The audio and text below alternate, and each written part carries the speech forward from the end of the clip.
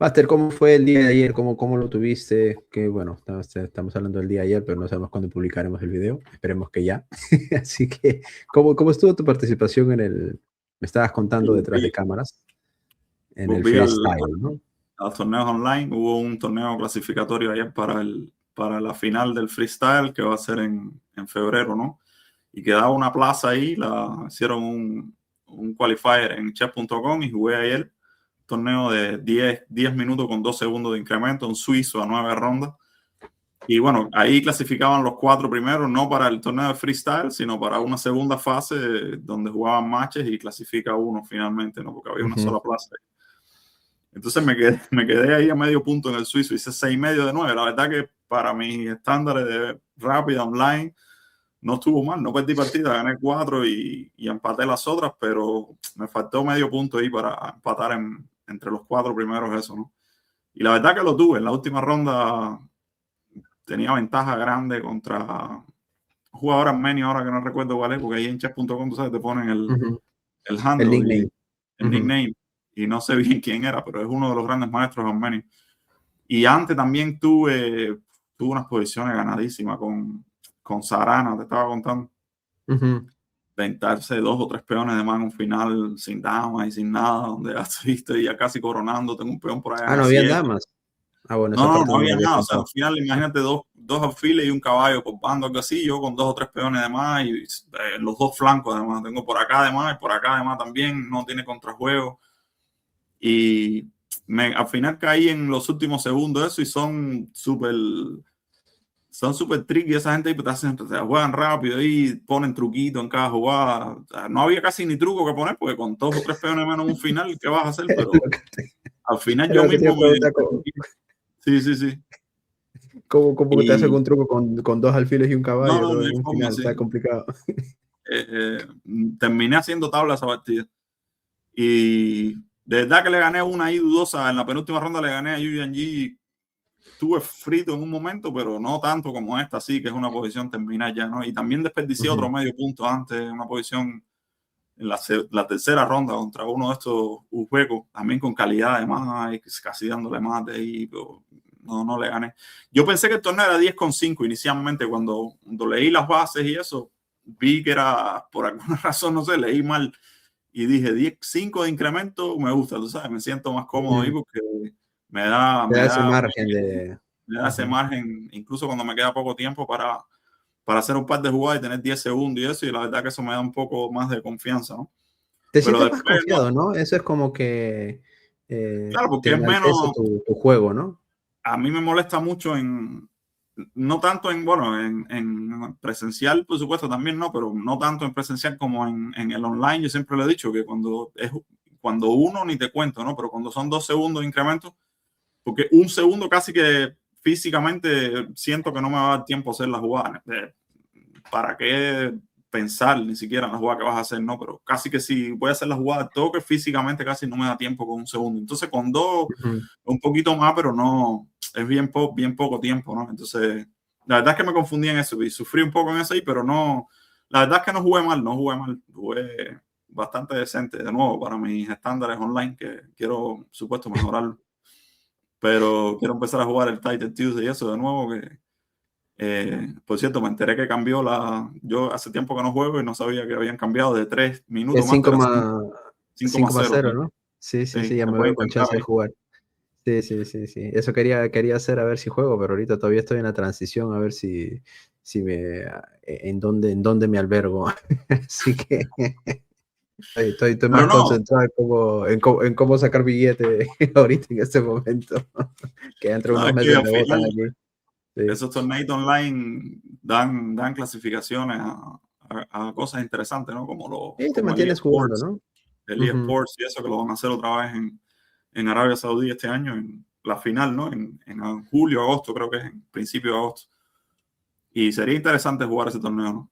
Pero Un bueno, bonito torneo, evidentemente, ¿no? Es un buen torneo. finalmente, para terminar con el qualifier de freestyle, ganó Abdul Satoru, que quedó entre los 4 primeros, y ahora mismo revisé y ganó, parece, los 2 matches hoy, y clasificó entonces a la final esa que van a hacer con Carlsen y el Naga, esta gente en febrero en Alemania. Así que Y buen justo resultado hablando del mundo ahí. de eso que estás mencionando, Master, tú seguramente has escuchado o escuchabas mucho esta frase, quizás ahora no tanto, pero era como que decían los de la élite son puras aperturitas nomás, ¿no? Esa era como que una frase muy, muy típica en el medio, no sé si únicamente latino, quizás en el medio anglosajón también, pero bueno, no Sí, estoy muy seguro. Pero siempre dice, esos tipos son aperturitas nomás. Y sin embargo, ves en el freestyle y siempre ganan los mismos, ¿no? Siempre siguen siendo los sí, más no, duros en todos los ritmos. Entonces, muy aparte de las aperturas, ¿qué es la otra parte en tu opinión? Y ya con eso vamos a dar pie a los siguientes personajes que tenemos. Pero bueno, ¿qué es en ti, en tu opinión, lo que marca la diferencia de un gran jugador? Por ejemplo, antes de que me respondas, quería nada más mencionar un detalle de, justo estaba viendo una entrevista de Fabi con Chess Must Reader, un excelente canal, por cierto, en la cual le preguntan la diferencia de él con Magnus, ¿no? Y él dice que, bueno, que la gente de más de 27.50, 27 plus, como que tienen la misma nivel de comprensión, o al menos esa entrevista es como hace 2, 3 años, creo. Y entiende más o menos casi lo mismo, pero la diferencia es que, por ejemplo, cuando él se desconcentra, él puede cometer un blunder muy grotesco, ¿no? Y a veces le pasa en ocasiones, ¿no? Pero que a Magnus es muy raro que le pase. Como que su nivel de concentración es demasiado alto y por eso ese tipo de blunders no suelen pasar o que es muy killer, ¿no? Y por ejemplo el mismo Fabi que en el Nacional de Estados Unidos no le dio mate en 6 a Wesley, ¿no? O sea, eso es imperdonable, ¿no? Para un jugador de ese nivel. Entonces, ¿qué tú crees de esa y cuál es tu opinión, ¿no? De, ¿qué tú crees de lo que acaba de decir el Fabi y cuál es tu opinión? yo creo que sí, coincido con él en parte. Me parece que todos los jugadores de ese nivel, digamos más de 27-50, tienen una comprensión bastante similar, ¿no? Lo que lleva a una fuerza de juego bastante similar, ¿no? Y se demuestra en los resultados y en el mismo elo. Pero, por supuesto, cada cual tiene sus puntos, sus diferencias, ¿no? Y sus puntos ligeramente más fuertes, ligeramente más débiles. En cuanto a las aperturas mismas, hay quien es un poco más peligroso, hay quien las trabaja más, está un poco más avanzado en eso. Giri viene a la mente, el mismo Fabi viene a la mente en eso. Otros jugadores, digamos, no son tan avanzados ni tan versátiles en la apertura, pero lo compensan con otras cosas. Son luchadores, calculan un poquito mejor, aunque de nuevo el cálculo y ese tipo de cosas son, en mi opinión, bastante parejos a ese nivel. Pero yo creo que el caso de Magnum me parece siempre un poquito más allá. Eh, Fabi menciona Más que la concentración. lo de la concentración a full. Eso también, por supuesto, es una virtud, ¿no? Que tienen casi todos los jugadores de ese nivel. Pero en el caso de Magnus es como que la comprensión esa, o lo que llamamos la comprensión, que es la facilidad de orientarte, de saber qué hacer en todo tipo de posición, por más variada que sea, ¿no?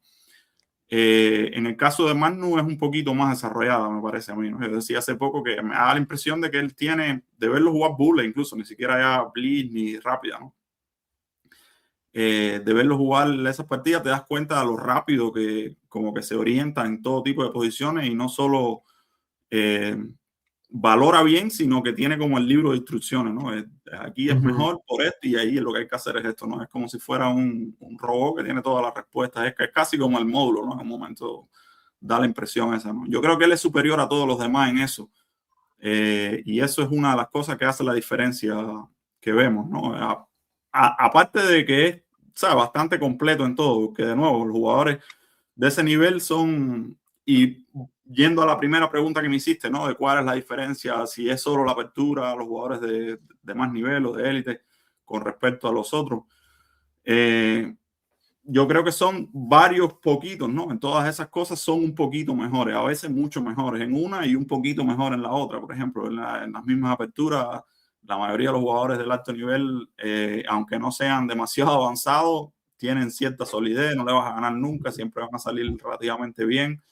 Algunos son ya killers, ¿no? En la apertura, como el mismo Caruana o Giri, es un dolor de cabeza. Ahora, si vas a jugar con negra, tienes que tener cuidado porque te fríen rápido, no te dejan ni jugar, ¿no? Ujú. Pero además de eso, otros, ¿sabes? Eso de mantener la concentración a full en toda la partida, casi todos lo tienen en mayor o menor medida. Los finales son, ¿sabes? Buena técnica de finales. Todos, algunos en mayor Carlsen, por ejemplo, en eso también es un poquito superior. Pero yo creo que a mí me parece que la gran diferencia de Carlsen es esa, que digamos, lo que le llamamos la comprensión esa del ajedrez, que es la habilidad o la facilidad para valorar bien todo tipo de posiciones, y no solo eso, sino saber qué hacer a partir de ahí, es un poquito superior a la de los demás. Y yo creo que en cuanto a la diferencia esa entre los jugadores de élite y los, digamos, grandes maestros que no son de élite, es eso, es que la capacidad esa de análisis, ese mismo, la habilidad esa para orientarse en todo tipo de posiciones, y eso se ve en el freestyle, ¿no? En el freestyle no hay apertura, tienes que rápido orientarte y saber en una posición que es completamente extraña para los dos, primero cuál es la valoración y sobre todo qué hay que hacer, ¿no? Que es lo más sensato. Ahí, cuando ves que los jugadores de élite dominan eso también, es porque son superiores en eso, de alguna manera son superiores. Yo lo veía, incluso creo que lo comentamos en uno de los episodios hace un tiempo, cuando yo jugué el torneo de Grenke, que fue donde más cerca estuve ahí, ¿no? Y más pensé sobre todo en el freestyle y en las diferencias y eso. A mí me parece que mucha gente decía, no, va a favorecer a los jugadores, digamos, menos fuertes, porque los jugadores de la élite, La teoría se corta. Las aperturas son muy duros y no sé qué, pero me dio la impresión contraria, que los jugadores de élite, de hecho, se benefician. Sí, se benefician más, ¿verdad? Porque las aperturas ahora con los módulos, o sea, antes en la época de Kasparov, sí, había una superioridad esa brutal, ¿no? De Kasparov sobre todo, y no solo él, sino los demás de la élite, con respecto a jugadores de, no sé, de 2.600 incluso, y de ahí para abajo, o incluso de lo más alto, 2650. La diferencia era abismal, pero los programas han recortado la diferencia, como todos sabemos, a un punto donde ya no se sabe quién tiene que estar en la apertura. O sea, todo el mundo puede acceder al Stockfish, y la gente ha aprendido a usar los módulos de manera eficiente, para no hablar de todo el material que hay en apertura. Eso, o sea, se ha recortado mucho esa ventaja. Y de alguna manera eso funciona como un refugio para jugadores que son más débiles, porque tienen conocimiento de apertura, te puede librar de bastantes problemas contra un jugador superior, ¿no?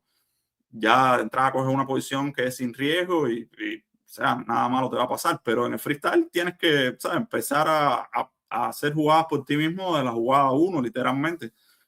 Y ahí yo veía más esa diferencia de que los jugadores más fuertes, quizá por la experiencia analítica que tienen, o sea, más, digamos, más bagaje, más memoria, han analizado todo tipo de más posiciones, patrones, ¿no? De posiciones, correcto. patrones en medio juego, y eso los hace como que más fuertes en ese juego, ¿no? Así que yo creo que la diferencia sobre todo es esa, yo creo que la cantidad de patrones y digamos, la comprensión esa de nuevo que habla Caruana y que más o menos sabemos a qué se refiere, es superior en los jugadores de élite, por eso llegaron a ese nivel. Claro. Master, y para continuar esa parte de la comprensión que acaba de mencionar, todos esos patrones que Magnus incorpora, y no solamente Magnus, tú y muchos otros, ¿crees tú que eso, de cierta manera, porque por ejemplo Magnus tiene algo muy claro, y lo hablamos en la entrevista con Cragnin también, que es que Magnus tiene lo mejor de los dos mundos, obviamente, pero Magnus tiene una memoria en la cual demuestra que ha consumido muchísimo de los clásicos, ¿no? Entonces, porque el tipo probablemente se conozca todas las partidas de los clásicos, o al menos las más relevantes e importantes, ¿no? Lo cual demuestra que el tipo aprendió no solamente de los clásicos, pero después también habló que aprendió del mismo Alpha Zero. O sea, es un tipo que constantemente está incorporando patrones y aprendiendo de muchos, de muchas otras formas, ¿no? O sea, sí, sigue aprendiendo, y creo que eso lo ha hecho un jugador extremadamente fuerte. Pero ¿crees tú que de cierta forma el hecho de no haber ignorado los clásicos, porque bueno, de la generación que viene Magnus es una generación, bueno, más joven que tú, obviamente, pero es como que si querías llegar a ese nivel, por ejemplo, jugadores como Gelfand, jugadores como Ivanchuk, jugadores como Kasparov, Karpov, los clásicos era como que el ABC, ¿no? Era tu rutina, por así decirlo, ¿no? ¿Consideras que Magnus hizo eso de cierta manera, o cuál es tu opinión respecto a ello? No, yo creo que sí, sin duda los estudió, porque lo he visto hacer varias pruebas esas de memoria que hacen en algunos programas eso para, ¿sabes?, crear contenido, o siempre es divertido, interesante, ¿no?, ver a los jugadores duros qué tan buena memoria tienen, o qué tanto han estudiado, ¿no?, los clásicos, ¿no? Y siempre conoce casi todas las posiciones que le ponen. y le ponen posiciones de Fischer, de Capablanca, incluso o partidas antiguas y las sabe. O sea que las ha estudiado. Él, bueno, como hemos hablado varias veces también, tú referías, ¿verdad? Que lo hablamos con Cranney, que él cuando aprendió y empezó a estudiar ajedrez fue en una época, él empezó desde muy joven, ¿no? A devorar libros de ajedrez y tal, cuando tenía, no sé, 6, 7 años, supongo, por ahí ya estudiaba bastante. Y en esa época todavía estaban los libros, me imagino que ahí estudió los clásicos.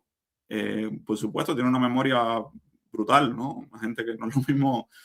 Hay quien se estudia los libros y se los olvidan, pero él tiene esa memoria, retiene las cosas más que los demás, ¿no? Dúo famosamente dijo que le había impresionado eso, que le enseñaba una cosa, o sea, le daba un análisis que hizo, digamos, de línea tal, anti-match, no sé qué, y que la mayoría de los jugadores que él, según su experiencia, después que le decían los análisis, más o menos un par de días después, podían reproducir, no sé, bastante todavía, más del 50%. Magnus, no sé, el único que 2 semanas o 3 semanas después, cuando ya todo el mundo se lo olvidó, lo único que le quedó fue un 5%, una cosa así. El tipo todavía retenía la mayor parte, ¿no? Una memoria fuera de lo común, ¿no? Un tipo la de Kasparov, también me impresionó mucho en su momento cuando lo tuve cerca ahí.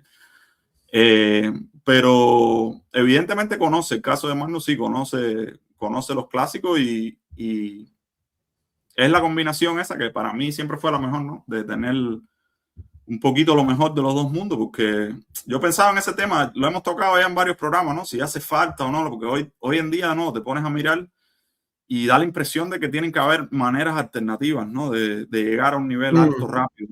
Y tú miras, por ejemplo, a Faustino, o miras a Dogmus, o cualquiera de esos, de los más jóvenes que son más duros. Tú dices, a lo mejor ni les hace falta, a lo mejor ni lo hicieron, ¿no? No sé. Deberíamos preguntarle a Faustino a ver si se está estudiando la partida de capa, de Alekhine y eso, o directamente la... Bueno, evidentemente su camino de él ha sido más de jugar, ¿no? Eso está claro, jugar todo el tiempo. Y después tienes a alguien como Gukesh, que se ve que no le interesó para nada el Blitz, ¿no? Sino las clásicas y también llegó. Entonces, y Erdogmus juega bastante también, ¿no? Pero me parece que Erdogmus es más clásico también, ¿no? Entonces, sí, la Habría que pregunta ver. es A mí me parece que por lo menos una selección de lo mejor. Una selección de lo mejor. Quizá nosotros nos estudiamos cosas que son innecesarias y que al final sí. Tuvimos que como no sé cuál es el término, pero on learning, ¿no? Que tuvimos que desaprenderlo. Sí. Porque te haces tienes que cambiarlo después porque te das cuenta que habían errores en los libros y eso, ¿no?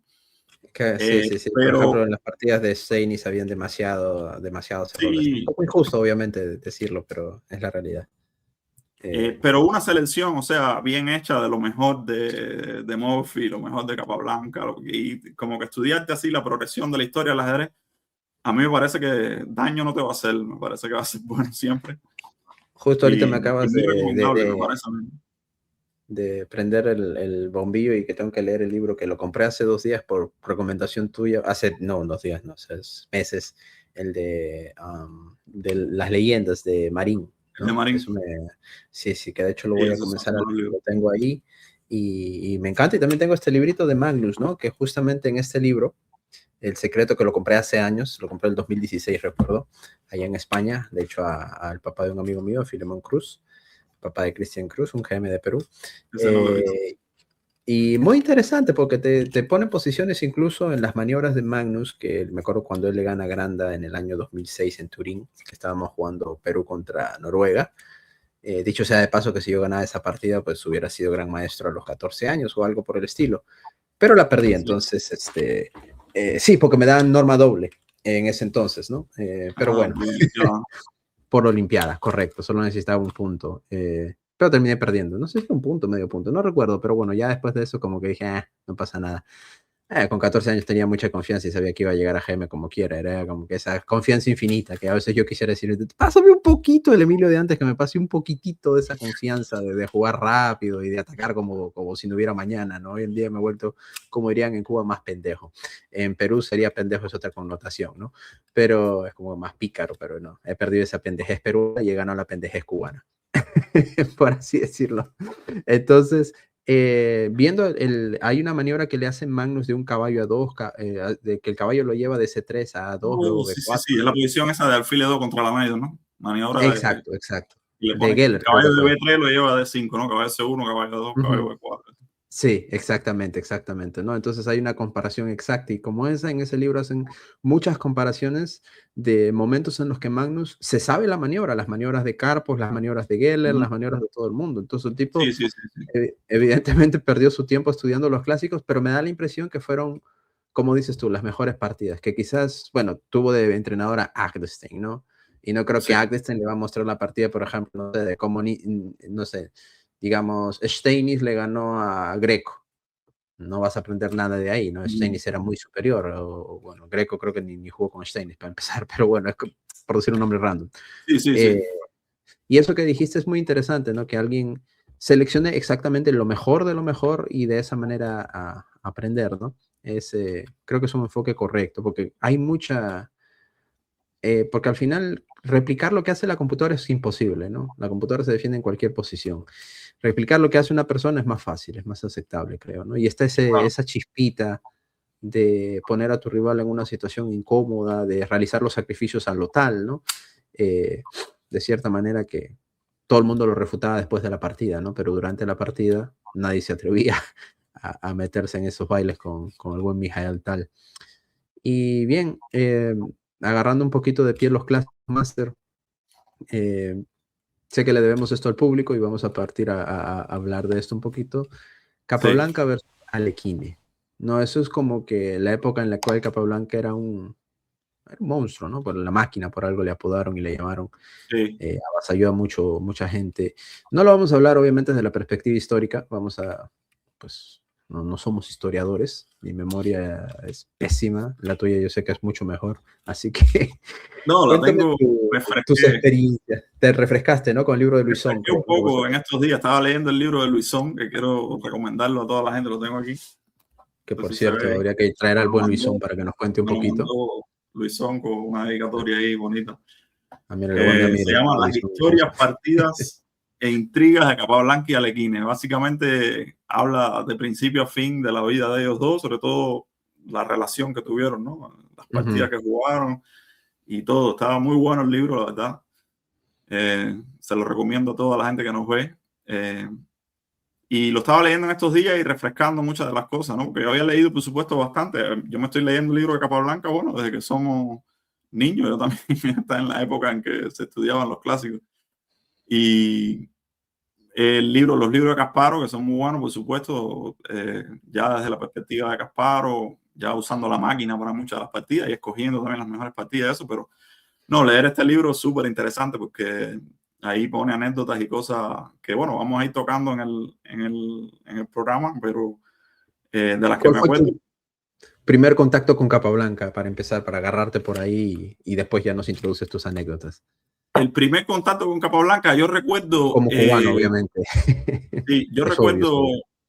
yo recuerdo en Guine, yo he tenido 9, 10 años y me enseñaron, Raúl me enseñó la partida que le gana Capablanca a Rafael Blanco en un torneo en La Habana a principios en el 13 creo que fue el torneo.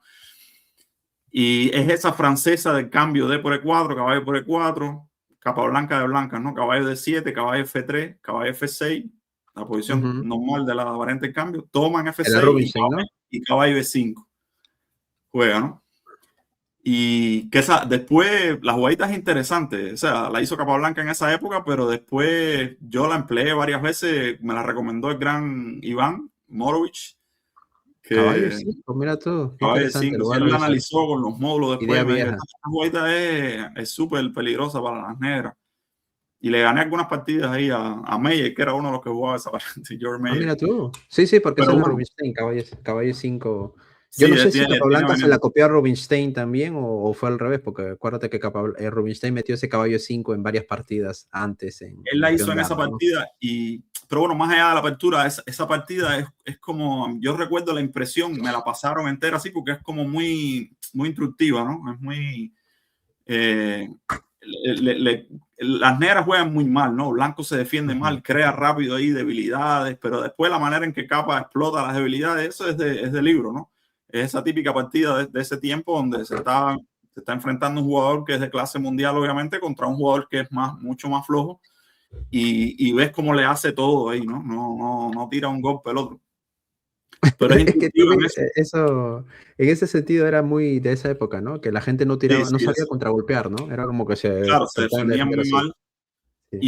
Pero yo recuerdo tener la impresión, porque este hace un F5, las negras juegan F5 un momento, el caballo blanco se queda en E5 ahí permanente, después el peón de 6 es débil, le dobla las torres en E, le empieza a atacar el peón de 6, agarra espacio en el centro, después le hace unas maniobras mejorando las piezas, una dama en H3 que se le queda sin, la trae al centro, después el alfil lo lleva de nuevo a D5, le pone una clavada en la columna E ahí y finalmente le crea una segunda debilidad en el flanco rey, H4, H5, y le gana con una táctica, ¿no? Yo me acuerdo esa partida de decir, wow, pero que el ajedrez casi, o sea, es casi forzado, como si uno juega bien, gana así forzado siempre, porque la partida me creó esa Capablanca impresión. siempre te daba esa mala Ya, imagen, ¿no? sí, De que si sí, juegas bien, es que ganas. es muy fácil, sí, pero no es tan fácil, claro. Sí. Pero ese fue uno de Capablanca. mis primeros contactos así con, mira, esta es una de las mejores partidas de Capablanca, y la verdad que es una de mis partidas. Después grabé una serie de videos para chess.com, que todavía está por ahí, en español, la hice en los dos idiomas, pero en español está también, y es de mis partidas favoritas del Capa, ¿no? Y esa es una de las primeras que comento ahí, porque desde que tenía, no sé, 9 o 10 años me causó esa impresión, ¿no? Y después, bueno, estudié libros de sus partidas. Me acuerdo de un libro rojito que se llamaba, creo que se ¿Fundamentos llamaba del Capablanca, ajedrez? el libro, de Panov. O... ok, ya, Era de sí sé Panov, cuál es. sí, de las partidas de él y eso. Y ahí estudié, sí, las partidas del match contra Marshall y todas esas partidas que también son súper didácticas, porque esa que le gana Marshall con la mayoría en el flanco de dama, la Tarra, esa, todas esas partidas, yo creo que son buenísimas para cuando uno es niño así, porque te enseña las cosas en estado puro y tú ves ahí cómo se gana con la mayoría esa en el flanco de dama. La defensa es mala, pero tienes que saber primero qué es lo que quieres hacer, ¿no? Después que te la pongan difícil y eso y aprendas a ganar, eso es parte ya después del progreso y la maestría, pero primero tienes que ver ahí en forma pura qué es lo que quieres hacer, cómo lo vas a aniquilar al tipo con esa ventaja específica que tienes, ¿no? Yo creo que en eso las partidas de capa son quizás Eso es las más verdad. didácticas de esos jugadores, porque ya te digo, parecía, a mí me daba la impresión de que el ajedrez forzado, si juegas así, ganas siempre. De cierta manera, como que Magnus daba un poquito esa impresión, ¿no? Pero bueno, ya no. Obviamente la gente se defiende mucho mejor en comparación a la época de Capablanca. Pero Sí, sí comparto eso. O sea, si uno, de hecho, eh, yo llevo muchos años de entrenador y pues obviamente cuando quiero explicar algo simple y sencillo y el ajedrez posicional, los finales, pues capa, ¿no? Es el estilo, creo que más puro, más sencillo de poder comprender, ¿no? Porque hay otros estilos que son demasiado dinámicos, que ya llevan cálculo y que obviamente es sumamente exquisito poder observar esas partidas, pero de cierta manera llevan un nivel más alto de complejidad, ¿no? En cambio, Capa era como que muy nítido, mejor estructura, un peón pasado, tienes un peón de más, cambia las piezas. Él decía limpiar las hojarascas del tablero, creo que era sí, una frase sí, que él usaba mucho en ese entonces, bueno, en esa época muy típico, obviamente. quitarlos a Y la cabeza. pues sí, ¿y qué tú crees que, muy aparte de su extremo talento, se habló mucho de los mitos de Capablanca, que era pues un genio y toda la Era un poco historia? Aragán también, ¿no? Un poco vago. Que era muy aragán, que no estudiaba, pero bueno, eso también creo que hace parte de la mitología, por así decirlo, ¿no? Porque Pero hay algo de yo realidad, como, ¿no? hasta cierto punto, creo que sí, porque era otra época, ¿no? Creo que se le podía dar Sí, el lujo de quizás no estudiar, pero también hay que definir un poco qué era estudiar en esa época, ¿no? Porque, por sí, ejemplo, Capa jugaba, daba simultáneas, tenía matches de entrenamiento, creo, jugaba mucho blitz, muy al estilo Faustino, por cierto. Entonces, sí. ¿qué se le llama entrenar en ese sentido, no? No, es interesante Como, siempre. Yo pensaba cómo llegó al nivel ese, ¿no? Obviamente alcanzó un nivel que era bastante superior al de los mejores jugadores del mundo, incluso después de él en la época, claro, ¿no? o sea, él no tenía como, por ¿Cómo llegar ejemplo, ahí? fulano aprende de Mengano, Mengano aprende de esto, entonces ya. se forma y, por ejemplo, llega un Kasparov, llega un Fischer porque tenía varios predecesores, ¿no? Pero Capa de quién aprendió, ¿no? O sea, que ese Sí, sentido para llegar a... Porque Capa tenía, creo que hicimos un video de eso, o muy corto al menos, de tu opinión respecto al Elo de Capa, y es un jugador, a ver si más de sí. 26-80, sobre 27 cortos por ahí. ¿Cuál es tu opinión? Sí, no, más de 27 creo que lo ponen todos los análisis que han hecho, pero yo creo que, claro, cuando lo comparas con sus contemporáneos te das cuenta de lo duro que era, porque compararlo con la gente de hoy en día es un poco más difícil, ¿no? No solo a él, sino a todos los demás grandes de la historia, Sí, pero cuando ves la ventaja que le sacó a los demás de su época, es donde te das cuenta que tenía un talento especial, ¿no? Yo me acuerdo que Nogueira siempre decía eso, ¿no? Porque estaba siempre el mito ese de que no, capaz no estudiaba ajedrez y aún así era una bestia, ¿no? Pero evidentemente para llegar a ese nivel vio mucho ajedrez en un momento, o sea, hizo algo, no sabemos cómo estudiaba, si era, me imagino que en esa época era puro análisis y jugar, ¿no? Analizar en el tablero diferentes posiciones, él era un tipo que por naturaleza evidentemente se le daba bien el ajedrez, ¿no? Aprendía rápido, logró desarrollar una comprensión profunda de juego rápido y me imagino que analizaba bastante en una época, ¿no? Yo creo que en esa época no sé, un poco antes, ya cuando llega el match con Marshall, se ve que es un jugador de otra galaxia con respecto a Marshall, ¿no? Un poco, que Marshall estaba entre sí. los, no sé, entre los 10 mejores del mundo en esa época. Y estamos hablando ya de casi que de león para mono ahí, ¿no? Se ve una diferencia grande en Sí, el juego. sí, sí, sí.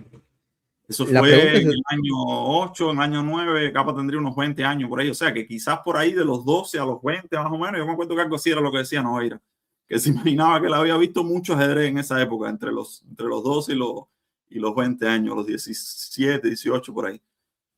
Y quizás después, por supuesto, cuando tienes 20 años, me imagino que sigues aprendiendo, ¿no? Por muy poco que estudio, por muy poco que juegue, no sé, analizaba un poco o lo poco que jugaba. Quizás alcanzó yo también pensando un poco cuál fue su mejor momento, el momento donde más duro jugó. Y quizás, bueno, todo el mundo menciona el torneo de Nueva York ese en el año 27 que él gana con una diferencia aplastante, que por cierto hay una anécdota ahí cómica que aprendí en el libro de Luisón, no lo había escuchado antes. ujú, Un pequeño paréntesis, ¿no? Después sigo con lo que estaba hablando, pero en el torneo ese de Nueva York en el año 27 se juega un poquito antes del match. Él juega y pierde el match con Alekhine en el año 27 también. Y el torneo de Nueva York es un poco antes. Entonces estaba como la lucha esa por ver quién era el aspirante. Ya se había decidido cuando jugaron ese torneo. Parece que ya estaba claro que Alekhine había encontrado el patrocinio, que eran $10,000 tenía que reunir en esa época, según las reglas que el mismo Capablanca había puesto en Londres en el año 22, en un torneo que jugaron, que ganó él, estaba Alekhine también. Y ahí él como que propone unas reglas para regir, digamos, los campeonatos mundiales, los matches que vendrían después, y todo el mundo acepta, y algunos a regañadientes porque le daba bastante ventaja al campeón, ¿no? Como esa, tenías que reunir $10,000. Si no lograbas eso, no había forma de que jugaras en match. El campeón podía seguir siendo campeón ahí todo el tiempo. Entonces, Alekhine finalmente había reunido eso y ya tenía match cuadrado ahí en Buenos Aires. Pero había como una especie de, tú sabes, la opinión pública de quién era el aspirante real, el que quedara segundo en ese torneo o ganara el torneo, ¿no? Pero bueno, suponiendo que el Capa ganara, el que quedara segundo era como que moralmente tenía el derecho ese. Y había una pugna ahí entre Alekhine, Nilsovich estaba por ahí también, estaba Vidmar, estaba Spielman, creo. Habían como dos o tres, ¿no? Pero sobre todo Alekhine y Nilsovich. Y Capa lo que mete en el torneo ese, no perdió partida, le gana casi toda, ganó todos los matches, por supuesto. Era un torneo 6 jugadores y jugaban a 4 vueltas, o sea, jugaban 20 partidas. Los torneos en esa época eran maratónicos, ¿no? ujú, Y Capa ujú. gana todos los matches. Cuando faltan 3 rondas para que se acabe el torneo, Capablanca tiene ya 3,5 puntos de ventaja. O sea, que gana el torneo perdiendo las 3 partidas que queden. Tres Entonces, puntos y ahí, medio. cosas de la época, ¿no? Qué bárbaro. Capa anuncia en ese momento que no va a jugar porque le queda jugar en las últimas 3 partidas con Alekhine, con Nilsovich y creo que no sé si con Spielman o Widmar, la otra, que son justamente Ujú, los 3 que están luchando por el segundo lugar. Entonces él dice que él no quiere interferir en la lucha por el segundo lugar, él se da cuenta de lo importante que es para ellos la lucha por el segundo lugar. Entonces él va a jugar a tabla las 3 partidas, no va a jugar a ganar ninguna. Es cosa también de Capablanca, ¿no? Que en ese momento de su máximo esplendor y eso decía cosas así, o sea, el tipo estaba en la cima. Y entonces está jugando con Nisovich y en un momento lo tiene hecho pedazos, ¿no? Pero él quería hacer tabla la partida y le manda una nota al árbitro, le manda una nota a Nisovich, pero a través del árbitro, porque no se podía hablar con el rival. Le manda una nota escrita o algo así que dice, por favor, juega un poco mejor, porque es que no sé cómo no voy a ganar la partida. Eso está brutal, ¿no? Estoy tratando de hacer tabla, pero no me dejan, no tengo opción, tengo que ganar. Juega un poco mejor. Mejora un poco tu ajedrez, ¿no?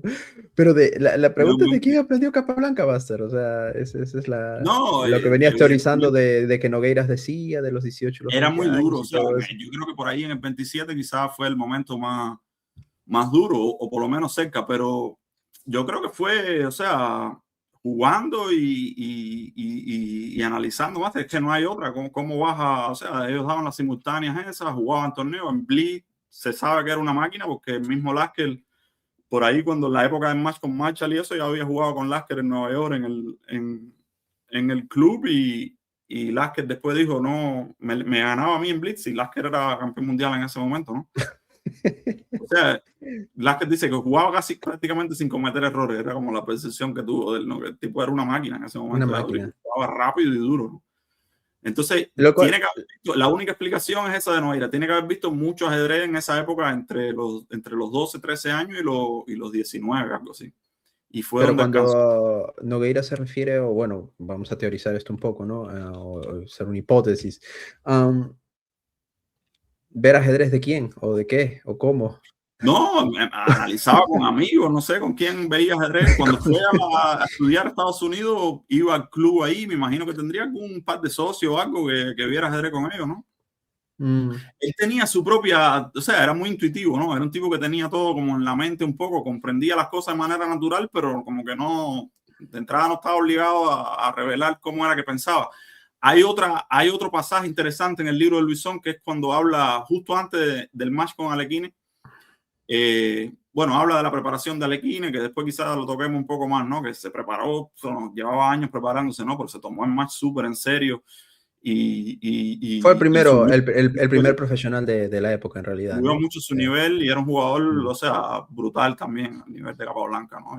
Quizás él no lo apreció en ese momento y pagó caro por eso, ¿no? Porque no se iba a enfrentar a un rival que él no conocía a ese nivel hasta ese momento de resistencia.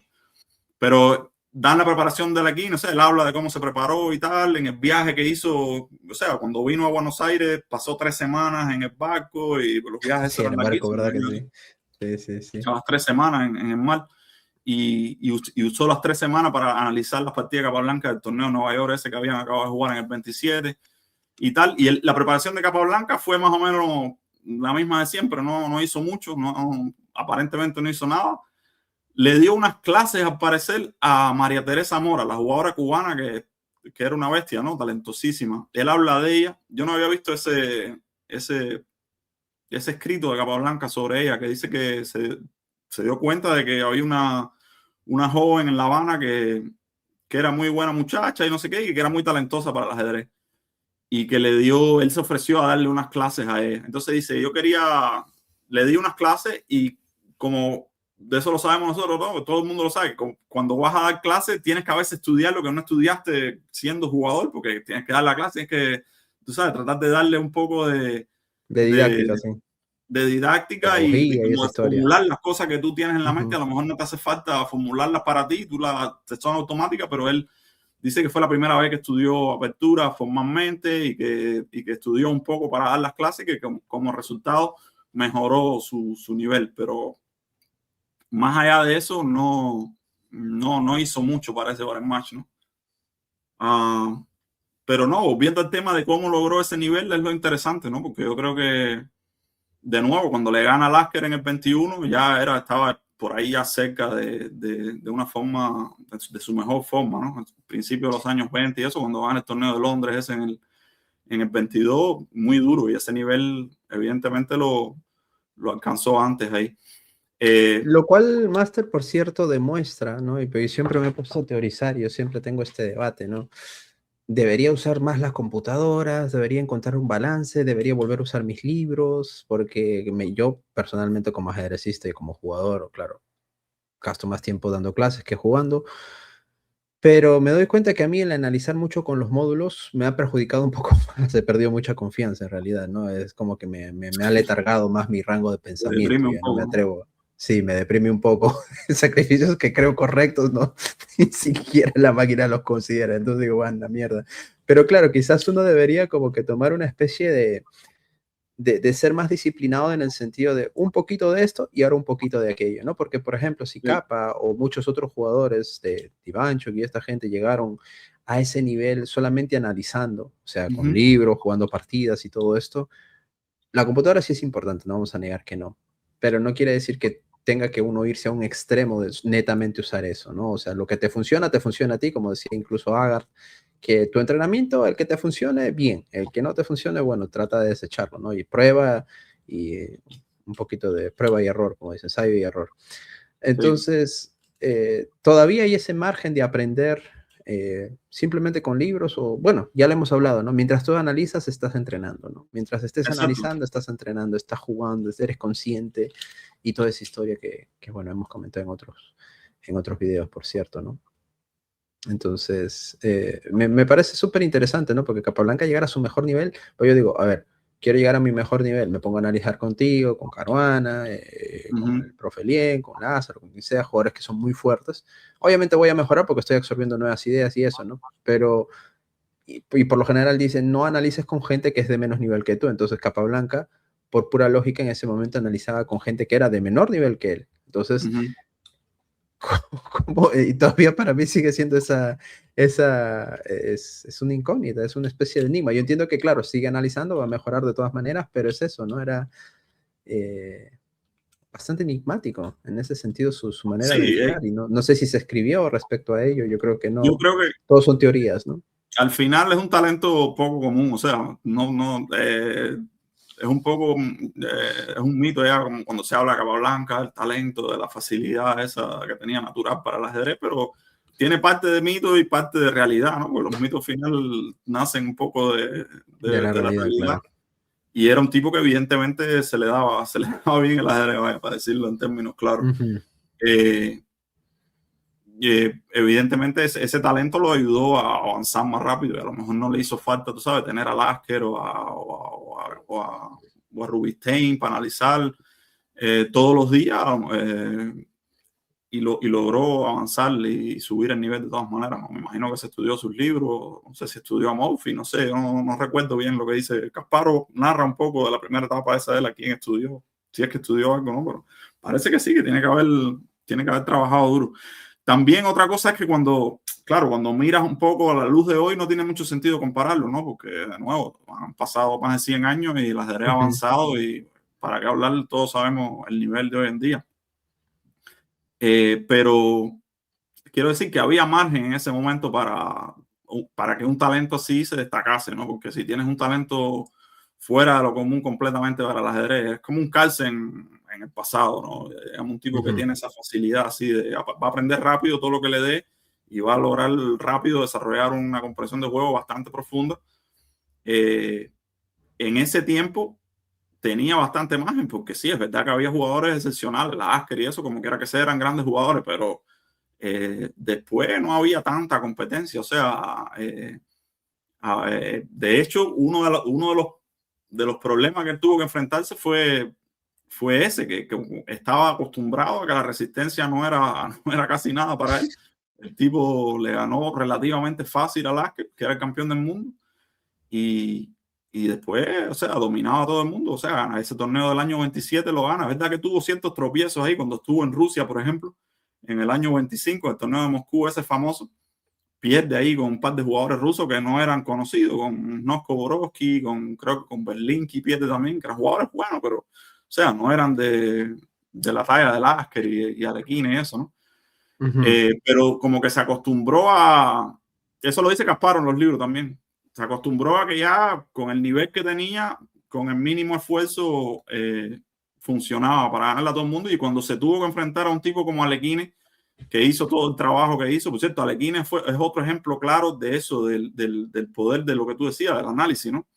Simplemente, puramente analizando y jugando, por supuesto. Alekhine jugaba bastante, pero analizaba. Fue uno de los primeros tipos que hizo un hábito de eso, de hacer, por ejemplo, voy a analizar todas las partidas de este torneo. El torneo de Nueva York del 24, yo tengo el libro ahí, por Alekhine. Analizó todas las partidas del torneo. En el 27 hizo lo mismo, que fue justo, le sirvió doble, ¿no? Porque cuando iba en el viaje en barco, ya lo dije antes, parece que ya tenía la idea que iba a escribir el libro de todas maneras, y dijo, voy a escribir el libro, pero bueno, de paso de preparación más. Analizaba todas las partidas del libro, pero las analizaba bien. O sea, eso desarrolla la maquinaria, ese análisis que siempre hemos hablado, que al final es lo que... Eso no pierde vigencia. No pierdes ahí nunca. Hoy, Exacto. en la época de los módulos, sí, si tú pudieras llevar a un módulo, si llega, a lo mejor modifican al ajedrez ahora y se vuelve al ajedrez avanzado donde llevas el módulo, pero hasta ahora no es así. Tienes que tú... ahí tienes un gran punto que de hecho quiero resaltar, ¿no? Y rescatar, porque de verdad que es eso. Yo recuerdo que cuando estaba en mi mejor nivel, brevemente usaba la computadora, mis aperturas siempre han sido carne de puerco, como dicen ustedes. no es que lo más brillante, no soy Caruana, no soy tú en aperturas, conozco mis cosillas, pero nada especial. Y eso, analizaba mucho del libro y siempre me resultó y encontraba muy fascinante el analizar las partidas sobre el tablero, me gustaba, o simplemente revisar el libro sentado en un sofá sin necesidad de las piezas. Y lo que acabas de decir creo que es un punto importante, el tema de que el analizar nunca va a perder vigencia, ¿no? Y eso, a no ser que ya es el módulo. O sea, estás sentadito ahí, tú estás mirando y estás analizando, estás trabajando. Y creo que eso es un buen tip para todo el mundo, o sea, no solamente para mí, sino para todos los que nos siguen. Yo creo que es uno de los tips principales, ¿no? Si te interesa mejorar tu fuerza práctica, no hay otro mejor que ese. Simplemente analizar tus propias partidas sin el módulo y tratar de llegar a conclusiones, y eso, estás engrasando la maquinaria que vas a usar después en la partida. O sea que eso muy malo no va a ser bueno siempre. Por supuesto, el nivel de análisis ha subido y tienes que la gente incorporó patrones ahora aprendes de los módulos y todas esas cosas, por supuesto, pero al final tienes que analizar tú en el tablero y hacerlo jugar, ¿no? Entonces, volviendo a lo de Alekhine, él hizo eso mucho, ¿no? En cierta medida fue un precursor de lo que después Bobini, ¿sabes? Se hizo famoso. También publicaba en la revista sus análisis, lo sometía como a la prueba de los colegas, ¿no? De los otros grandes maestros duros. Era la forma que había en esa época de probar, ¿no? Porque de nuevo llegabas a tus conclusiones. Alekhine llegó a sus conclusiones de una partida en el barco aquel allá, no sabía si estaba... O sea, él lo hizo a lo mejor de sus habilidades en ese momento, ¿no? Pero es verdad. La forma era esa, lo publicabas ahí, después el otro te escribía, oye, te equivocaste aquí, mira esto, pa. Pero fue uno de los primeros que hizo eso. Yo creo que eso fue una de las cosas quizás clave en su progreso, ¿no? Él hizo un análisis bastante profundo, yo creo, de juego de capa. Varias cositas ahí, por ejemplo, ellos habían jugado en el torneo de Nueva York en el año 24. O sea, Alekhine empieza ya a perfilarse como él quería jugar en match. Sabía que su objetivo final era jugar con el capa desde muchos años antes de que el match pasara, ¿no? A principios de los años 20. Jugaron, por supuesto, en algunos torneos. En el torneo de Nueva York del 24 ese que gana Lasker, por cierto, ya era Capa era el campeón mundial, pero termina ganando Lasker el torneo.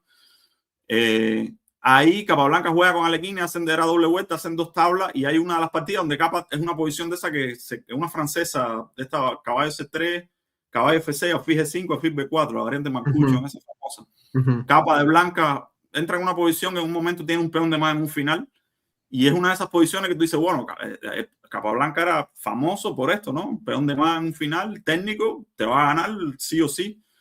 Y Alekhine dice que ahí se da cuenta de un detalle importante que le iba a servir después para el match, que era que sí, él tenía la fama esa de finalista y de que aprovechaba bien las ventajas, pero se da cuenta en esa partida que contra una resistencia tenaz, contra una resistencia un poco más allá de lo que él estaba acostumbrado a enfrentarse, las cosas no eran tan sencillas y se equivocaba.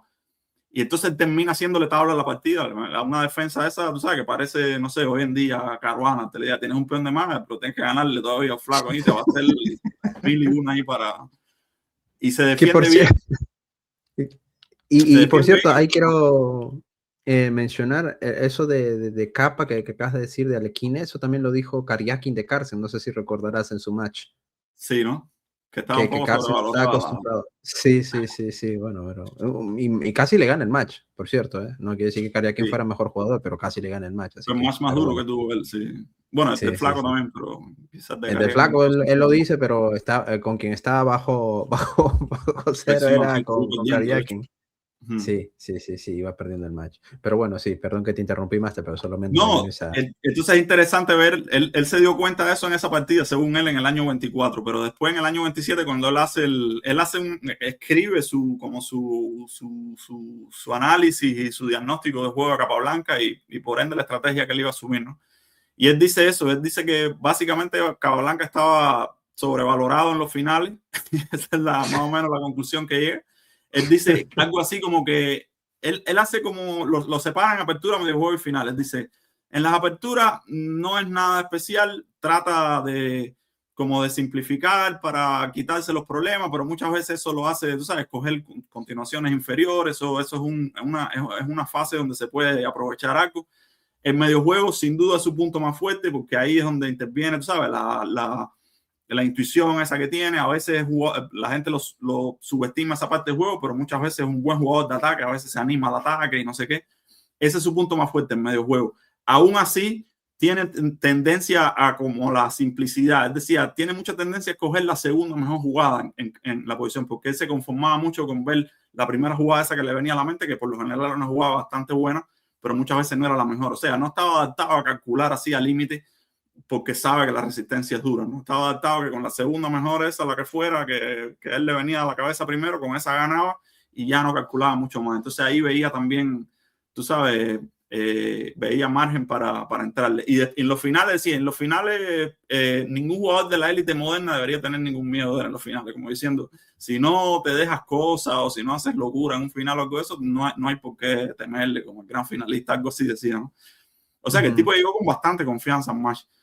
Alekhine dijo la frase famosa esa antes de salir en el viaje del barco, que bueno, después que dijo voy para el match, no veo forma de cómo le voy a ganar 6 partidas a Capablanca, pero tampoco veo forma de que me gane 6 a mí. O sea, el tipo tenía confianza. Tenía una Y, confianza y había impresionante. trabajo, ¿no? Para, si lo pones en contexto de la época y eso, trabajó bastante, analizó las partidas del tipo a fondo y llegó a sus propias conclusiones. Y se convirtió en un rival brutal. Capablanca no tenía ni idea que se iba a enfrentar a un rival tan duro y tan profesional como eso, y la verdad es que fue mucho para él, evidentemente fue mucho para él. Le ganó 6-3 ¿Cómo? más. Sí, eso justo te quería preguntar, ¿cómo tú evalúas que fue ese match? Más allá del resultado, 6-3 obviamente es un poco, bueno, no aplastante, no es el 6-0 de Fischer Taimanov, ¿no? Ni el 6-2 contra Petrosian. Fue Sí, superioridad, sí. pero lo, lo relacionas más con qué factor, el tema de las, bueno, decir aperturas en esa época es un poco delicado, pero bueno, el tema de las aperturas, el tema de la tenacidad de Alekhine para defenderse en posiciones inferiores también, el tema del cálculo, ¿qué crees que fue algo que primó en ese match? Yo creo que en general Alekhine, ¿sabes? Subió la parada, subió el nivel. Mm. Ya te digo, Capablanca llegó a un nivel que fue brutal para esa época y hasta ese momento había demostrado que era suficiente para ganarle a todo el mundo y ganarle además relativamente fácil, ¿no? En cierto sentido, porque ganaba ese último torneo de Nueva York del 27, lo ganó así, tres rondas antes de que se acabara el torneo había ganado, ¿no? Bestial, Y ¿eh? a los matches le ganó fácil a Lasker. Alekhine subió la parada, ¿no? Yo creo que el nivel era bajo para el nivel que tenía Capablanca, de los principales grandes maestros, no solo de Lasker y Alekhine, sino los que venían ahí atrás, ¿no? Bueno, Rubinstein había quedado fuera de juego tristemente después de la Primera Guerra Mundial, pero Bim, Marretti, esa gente, ni Zoe mismo que estaban por ahí, la diferencia era grande, ¿no? Con el Capa y Alekhine de momento subió la parada, se hizo un jugador muy duro. Yo creo que estaba a la par de Capablanca como mínimo, si no mejor, ¿no? En el match fue mejor indiscutiblemente y después alcanzó sus mejores años, ¿no? Al principio de los años 30 eso, cuando ganó los torneos esos San Remo, esos torneos Bled, San que Ramos. acababa, no sé, una variedad de puntos de ventaja. O sea, él subió el nivel. Yo creo que, de nuevo, con las diferencias en estilo y tal, Capa no estaba lejos del mejor nivel de Alekhine, obviamente, pero yo creo que sí, se le fue por arriba en el nivel. En el match, si ves las partidas, o sea, la primera, esa que le gana, Capablanca jugando flojo, ese que cambian de 5 en la francesa, ¿no? Y en un momento le comen el truquito ese caballo por C2 y le comen un peón ahí y queda con peón de menos y tieso con Blanca en la jugada, menos la jugada 20. Después match sigue, ¿no? Capablanca gana un par de partidas, se pone adelante y la gente pensaba, oh, ya Capablanca engrasó la máquina, ya lo va a freír, pero Alekhine o sea, estaba mentalizado para una batalla de esa brutal y ganar al final. Y terminó ganando en match.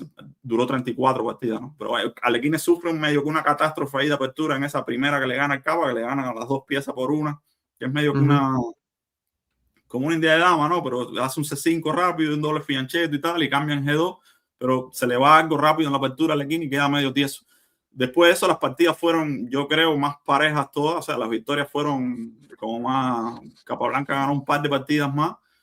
De gana esa que es un final con un peón de más, el caballo contra la fil, que fue ya avanzado en match. Y Alekhine, todas las partidas que le gana son buenas partidas, ¿no? Esa que le gana de negras en el gambito de dama, que le pone el caballo en C4 y le termina con un golpe táctico. Buena partida, las que le gana con Blanca también son buenas partidas y hubo muchas tablas en el match, ¿no? En un momento Capablanca se da cuenta que estaba jugando contra un tipo que es un problema, ¿no? Me da la impresión a mí. Y como que le propone a Alekhine, está 3-2 en match, ganando a Alekhine.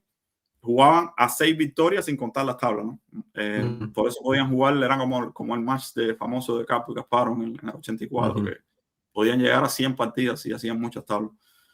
Estaba 3-2 ganando a Alekhine y Capablanca se da cuenta después ya de 20 y pico partidas. Me imagino que se había dado cuenta hace rato, ¿no? Pero le propone terminar el match en un empate. Esas son las cosas de esa época, ¿no? Vamos a terminar esto en un empate y jugamos de nuevo 0-0, porque evidentemente no hay superioridad de ninguno de los dos, una muela así. Y Alekhine no, tengo un punto de ventaja. Además, yo vine para acá con la idea de ganar el match hasta el final.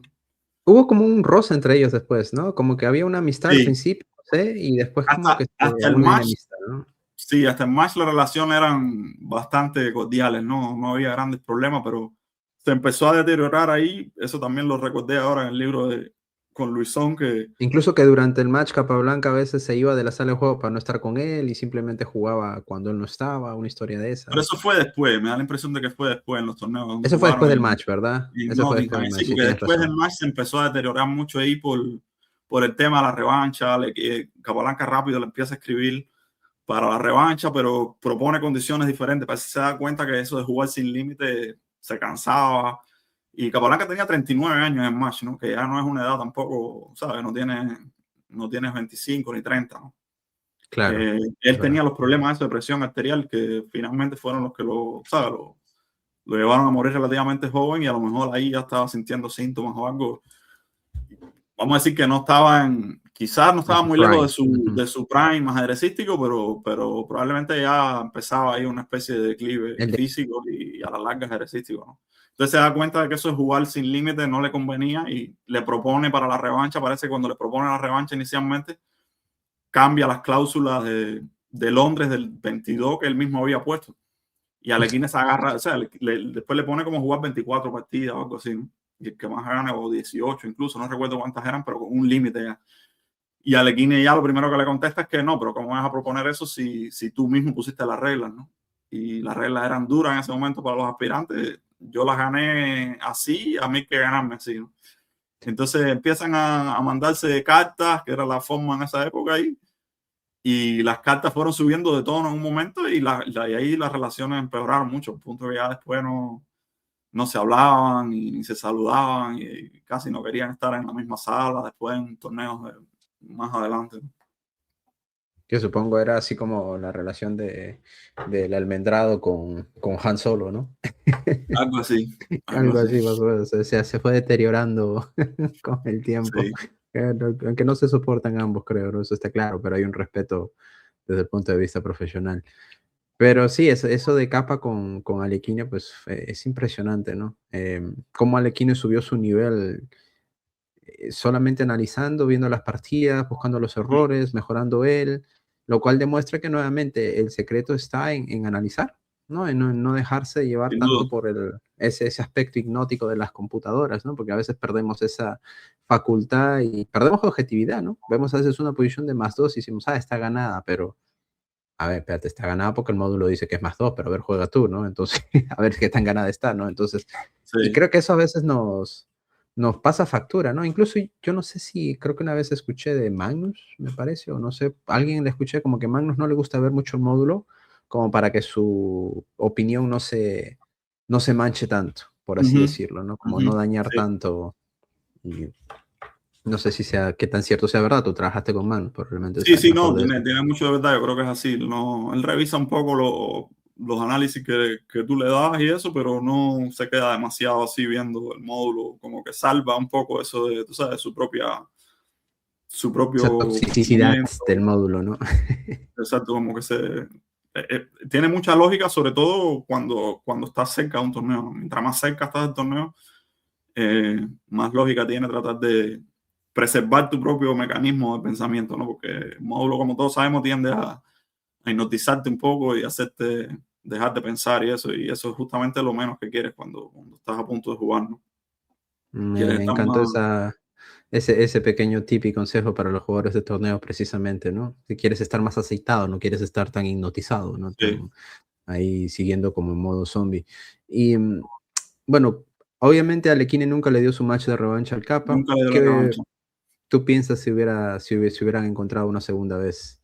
No, interesante, ya te digo, yo creo que el nivel estaba bastante parejo, porque Capablanca, después sobre todo de la experiencia esa del Match del 27, ya sí sabía lo que se estaba enfrentando y me imagino que se iba a poner las pilas otra vez. De hecho, Kasparov, recuerdo que dice en los libros que los años posteriores al Match estuvieron al nivel de su mejor época, quizás si no fue la mejor. Por eso mismo, porque es natural, ¿no? Te dan un golpe y como que te movilizas otra vez y pones a funcionar lo que no funcionaba y subes el nivel. Algo parecido le pasó a Spassky, ¿no? Después que perdió Ujú, con Fischer en el 72, ganó el campeonato ruso ese del 73, que fue uno de sus mejores torneos y probablemente tenía un nivel ahí, según Kasparov, igual o mejor que de sus mejores años, ¿no? Y parece que algo parecido le pasó al Capa, ¿no? Si hubieran jugado, no sé, en el 29, el 30, por ahí todavía, o principios de los 30, hubiese sido interesante. Me parece que Capa tenía chance, por supuesto, pero decir que fuera favorito, no sé, porque Alekhine, ya te digo, era un jugador brutal, ¿no? Te das cuenta del nivel que alcanzó con eso cierto. del De hecho, análisis, fue mejorando después, en los años 30 yo creo que fue de hecho quizás su prime, porque cierto. de nuevo, cuando te vas, quizás ellos dos eran como un poco, eran uno para el otro, y en el sentido que los dos estaban a un nivel estratosférico y ya cuando bajabas al tercero, la cosa, o sea, Alekhine jugando contra Nisou y después de tener el nivel ese era un poco, era lo mismo que el Capa jugar con Bismarck o con Spielmann o esos tipos, ¿no? Claro, los tipos Claro, eran duros, pero la diferencia era grande. estaba muy por Y encima del claro, juega promedio. los matches eso con Boyú, que era de nuevo un jugador duro y tuvo resultados. Incluso en el año, antes de jugar en match, él juega en el año 29 con Alekhine. Boyú, el primer match. Que Alekhine, por supuesto, también ahí, me imagino que en el fondo no quería arriesgarse, ¿no? Si podía poner Ujú. las mil excusas y agarrarse de cualquier cosa para no jugar con el Capa, me imagino que lo iba a hacer y lo hizo hasta cierto punto, ¿no? No le importaba mucho jugar con Boyu y después con Ewe, que Ewe al final terminó ganándole uno de los matches. Cierto. Y que Pero después Boyu le ganó relativamente fácil, ¿no? es lo que llaman como una especie de accidente, ¿no? De EV y Alekhine, que bueno, hablaremos quizás en más detalle en un próximo video. Pero bueno, Alekhine terminó mu- dejando este mundo, pues siendo campeón mundial, ¿no? Lo Sí, en cual el año 46 todavía era campeón mundial, o sea, estuvo un buen tiempo ahí, ¿no? Casi estuvo un 20 buen años. tiempo. Y la verdad es que dominó bastante, sobre todo en la primera época esa, después de ganar el mundial, después de ganar el match. En los años 30 era una especie de dominio de eso tipo Kasparov, así, tipo Carlsen, ¿no? Eh, Ganado los torneos con 3 puntos de ventaja y mantuvo el nivel siempre alto, ¿no? Incluso después cuando tuvo que enfrentarse ya a la nueva generación, cabezada por Bobini, que vamos a hablar de él en el próximo episodio, de los clásicos, de los Evergreen. clásicos. Forever Green, Que viene después, Forever Green. Sí. Bueno, viene Ewe, ¿no? Creo que no hay que omitir al doctor, ¿no? Que era buena gente. No, por supuesto, sí, claro. Ewe, de hecho, ganó en buena liga y no le ganó un match a Alekhine y distinguido por sus jugadas largas, ¿no? Como decía, pero bueno. Pero quería decir que Alekhine, incluso cuando se enfrentó a la nueva generación esa, que ya hubiese sido imparable, incluso después, ¿no? Si hubiera tenido que jugar un match con Bobbini o algo, le hubiera sido difícil por la diferencia de edad. Bobbini venía en ascenso un poco, ¿no? Un poco lo que pasó con Capablanca y Lasker, ¿no? Que Capa jugó ahí en plenitud y Lasker ya estaba ya, obviamente, no estaba en su ya prime, viejito. ¿no? Para ser sí, ya estaba muy viejito ya. Amable. Pero mantuvo el nivel bastante bien Alekhine, yo creo, incluso contra Bobbini, eso en los torneos que jugó, que jugaron en Nottingham, en el 36, jugaron los años 30, eso. Mantuvo el nivel y bueno, murió ahí con la corona todavía en el año, los años después después que empezó la Segunda Guerra Mundial, esos fueron años difíciles ahí, casi no hubo torneos. Y Alekhine también tuvo sus dilemas ahí porque estaba en medio de eso. Y bueno, ahí se han escrito cosas de que él colaboró con los nazis. Me imagino que mucha gente ha leído sobre eso, ¿no? Y hay quien dice que no tanto. Otro tema ahí. Complejas para él. Como los historiadores, sí, jugó torneos organizados por los nazis y toda la historia esa. Pero bueno, evidentemente, ya después de los años 40, él todavía tenía como la intención de jugar el match con Bobbini y tal, eso, o sea, no con Mijail y tal, match con Bobbini, que lo leí en el librito aquel que comentamos de la autobiografía esa de Bobbini, que narra ahí cómo se pusieron de acuerdo y ya tenían el match cuadrado y tal, al final nunca sucedió el match tampoco. Y bueno, sí, finalmente murió sin perder el título. Murió en el año 46. Sí, una lástima en ese caso la pérdida de Alekhine y pues nada, nos dejó siempre un gran legado y una manera que podemos aprender aún mirando los libros y estudiando sí. y demás cosas, ¿no? Y vamos a ver cómo. Una rivalidad aquí para la historia, ¿no? Porque no, rivalidad así como la de Capablanca y Alekhine, primero la superioridad que tuvieron con respecto al que venía después y todas las cosas que pasaron entre ellos, las partidas, los matches y eso. Por eso es que el libro de Luis Son está súper interesante, ¿no? Porque se centra en un tema que tiene mucho para hablar y eso. Pero bueno, una de las rivalidades más importantes, más bonitas de la historia. Sí, y esa es la parte que a mí siempre me encantó de ese tipo de libros, la verdad. Te atrapa y tiene toda esa especie de mito, ¿no? Que generan los jugadores.